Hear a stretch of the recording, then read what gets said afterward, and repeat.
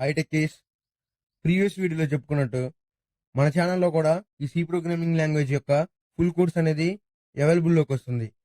So ఈ C concepts మీద ఎప్పటికప్పుడు సిరీస్ ఆఫ్ ఎపిసోడ్స్ వస్తూనే ఉంటాయి. సో ఎప్పటికప్పుడు ఫాలో అవుతా ఉండండి. సో ఇందులో భాగంగా మనం ఈరోజు introduction to C programming language ఒకటి, history of C programming language ఒకటి నేర్చుకుంటున్నాం.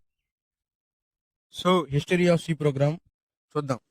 ఈ సి ప్రోగ్రామ్ ని 1972లో డెనిస్ రిచ్ అనే సైంటిస్ట్ బెల్ టెలిఫోన్ ల్యాబొరేటరీస్ లో డిస్కవర్ చేశారు.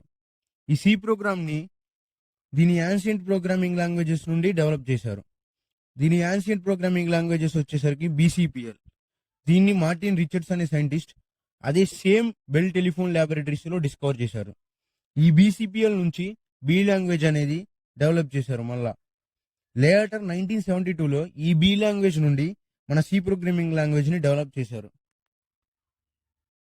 సో ఇప్పుడు ఈ సి ప్రోగ్రామ్ ని ఎందుకు డెవలప్ చేశారో తెలుసుకుందాం. ఈ సి ప్రోగ్రామ్ యొక్క ancient programming language BCPL language ఉంది కదా, ఆ బీసీపీఎల్ ప్రోగ్రామింగ్ లాంగ్వేజ్ అనేది ఒక లో level programming language.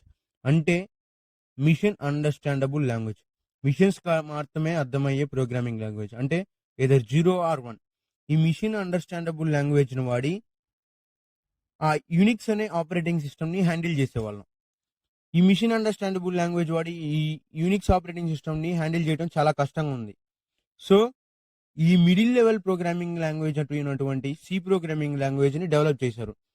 So after inventing these C programming languages ఈ యూనిక్స్ ని హ్యాండిల్ చేయడం ఈజీ అయిపోయింది.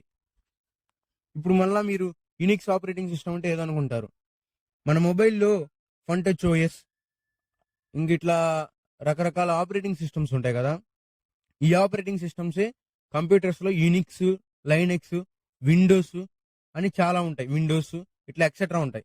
ఈ ఓఎస్ అంటే ఏం లేదు, ఓఎస్ ని సాఫ్ట్వేర్ అంటారు. సాఫ్ట్వేర్ అంటే ఏం లేదు, nothing but a set of programmes.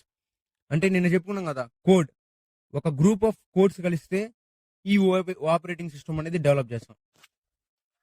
ఇలా ఆపరేటింగ్ సిస్టమ్స్ ని హ్యాండిల్ చేయడాన్ని సిస్టమ్ ప్రోగ్రామింగ్ అంటారు. సో ఈ సి ప్రోగ్రామ్ అనేది సిస్టమ్ ప్రోగ్రామింగ్ కి మెయిన్ గా వాడుతాం.